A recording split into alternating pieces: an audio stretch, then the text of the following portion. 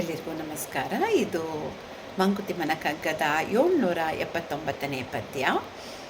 ದೊರೆವ ಜೀತಕ್ಕೆ ದುರಿತ ಮರುದಿನದ ಚಿಂತೆ ಮಿತ, ಹೊರೆಯ ಹಗಿರಾಗಿಸುವ ಕೆಳೆಯರೊಡನಾಟ, ಸರಳತೆಯ ಪರಿತುಷ್ಟಿ ಪರಮಾರ್ಥ ದೃಷ್ಟಿ ಇವು, ಸರಿಗೂಡೆ ಸುಕೃತವದು ಮಂಕುತಿಮ್ಮ. ಇಲ್ಲಿ ಡಿ ವಿ ಜಿಯವರು ನಮ್ಮ ಯಾವ ಒಂದು ಕೆಲವೊಂದು ವಿಷಯಗಳು ನಮ್ಮ ಜೀವನದಲ್ಲಿ ಇದ್ದರೆ ಅದು ನಮ್ಮ ಒಂದು ಅದೃಷ್ಟದ ಫಲ ಅಂತ ಹೇಳ್ತಾರೆ. ಅದು ಯಾವುದಂತೆ ನೋಡೋಣ ಬನ್ನಿ. ದೊರೆವ ಜೀತಕ್ಕೆ ದುಡಿತ ಅಂದರೆ ನಾವು ಪ್ರತಿದಿನ ಏನು ಒಂದು ಕೆಲಸ ಮಾಡ್ತೀವೋ ಆ ಕೆಲಸಕ್ಕೆ ಒಂದು ಸರಿಯಾದ ಸಂಬಳ ಬಂದಾಗ ಅದು ನಮ್ಮ ಅದೃಷ್ಟದ ಫಲ ಅಂತ ಹೇಳ್ತಾರೆ. ನೆಕ್ಸ್ಟ್ ಹೇಳ್ತಾರೆ, ಮರುದಿನದ ಚಿಂತೆ ಮಿತ ಅಂದರೆ ಯಾವ ಮನುಷ್ಯನಿಗೆ ನಾಳೆಯ ಬಗ್ಗೆ ಅತಿಯಾದ ಚಿಂತೆ ಇಲ್ಲವೋ ಅಂಥದ್ದು ಅದು ಒಂದು ಅದೃಷ್ಟದ ಫಲ ಅಂತ. ಯಾಕಂದರೆ ಮನುಷ್ಯ ಸತತ ನಮ್ಮ ಮುಂದಿನ ಬಗ್ಗೆನೋ ಅಥವಾ ಹಿಂದಿಂದೋ ಯೋಚನೆ ಮಾಡ್ತಾನೇ ಇರ್ತಾನೆ ಅಲ್ವಾ. ಹಿಂದಿನ ಮೆಲುಕು ಹಾಕೋದು, ಮುಂದೆ ಏನಾಗುತ್ತೆ ಅಂತ ಚಿಂತೆ ಮಾಡೋದು, ಅದು ಮನುಷ್ಯನ ಸ್ವಭಾವ. ಯಾರು ಆ ನಾಳೆ ಬಗ್ಗೆ ನಮಗೆ ಗೊತ್ತಿಲ್ಲಪ್ಪ, ಇವತ್ತಿದ್ದೀವಿ, ಈ ಕ್ಷಣದಲ್ಲಿ ನಾವು ಸಂತೋಷವಾಗಿರಬೇಕು ಅಂದ್ಕೊಂಡು ಯಾವ ಮನುಷ್ಯ ಇರ್ತಾನೋ ಅದು ಒಂದು ಅದೃಷ್ಟದ ಫಲ ಅಂತ ಹೇಳ್ತಾರೆ. ಮುಂದೆ ಹೇಳ್ತಾರೆ, ಹೊರೆಯ ಹಗಿರಾಗಿಸುವ ಕೆಳೆಯರೊಡನಾಟ. ಹೊರೆ ಅಂದರೆ ಭಾರ. ಇಲ್ಲಿ ಯಾವ ಭಾರದ ಬಗ್ಗೆ ಅವ್ರು ಹೇಳ್ತಾ ಇದ್ದಾರೆ? ಜೀವನದ ಒಂದು ಭಾರದ ಬಗ್ಗೆ ಹೇಳ್ತಾ ಇದ್ದಾರೆ.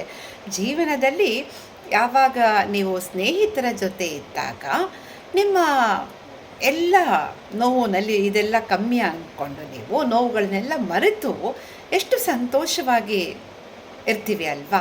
ಸೊ ಆ ಒಂದು ಸುಂದರವಾದ ಸ್ನೇಹಿತರ ಒಂದು ಗುಂಪು ನಿಮ್ಮ ಹತ್ರ ಇದ್ದರೆ ಅದು ಒಂದು ನಿಮ್ಮ ಅದೃಷ್ಟದ ಫಲ ಅಂತ ಹೇಳ್ತಾರೆ. ಮತ್ತು ಹೇಳ್ತಾರೆ, ಸರಳತೆಯ ಪರಿತುಷ್ಟಿ ಅಂದರೆ ಒಂದು ಸರಳ ರೀತಿಯಲ್ಲಿ ಜೀವನವನ್ನು ಮಾಡಿಕೊಂಡು ಅದರಲ್ಲಿ ಸಂತೃಪ್ತಿಯನ್ನು ಕಾಣುವುದು.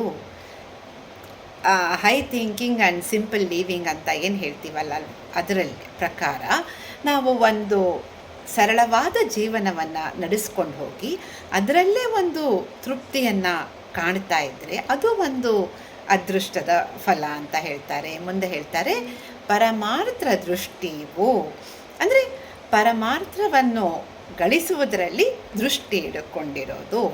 ಪರಮಾರ್ಥ ಅಂದರೆ ಮೋಕ್ಷ. ಆ ಮೋಕ್ಷಕ್ಕೆ ಮಾರ್ಗಗಳು ಏನು? ಒಂದು ಸದ್ಗುಣಗಳು. ಆ ಸದ್ಗುಣಗಳ ಒಂದು ವಿಚಾರದಲ್ಲಿ ನಾವು ಇದ್ದು ನಮ್ಮ ದೃಷ್ಟಿ ಒಳ್ಳೆಯದಾಗಿದ್ದರೆ ಅದು ಒಂದು ಅದೃಷ್ಟದ ಫಲ ಅಂತ ಹೇಳ್ತಾರೆ.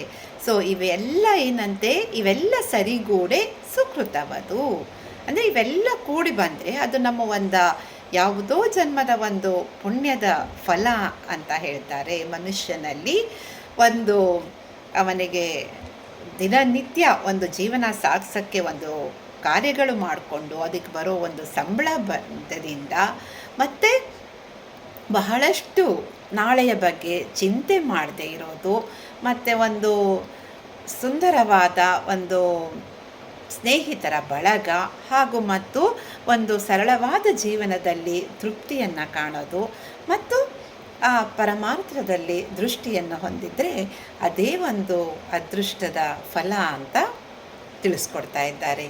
ಧನ್ಯವಾದಗಳು.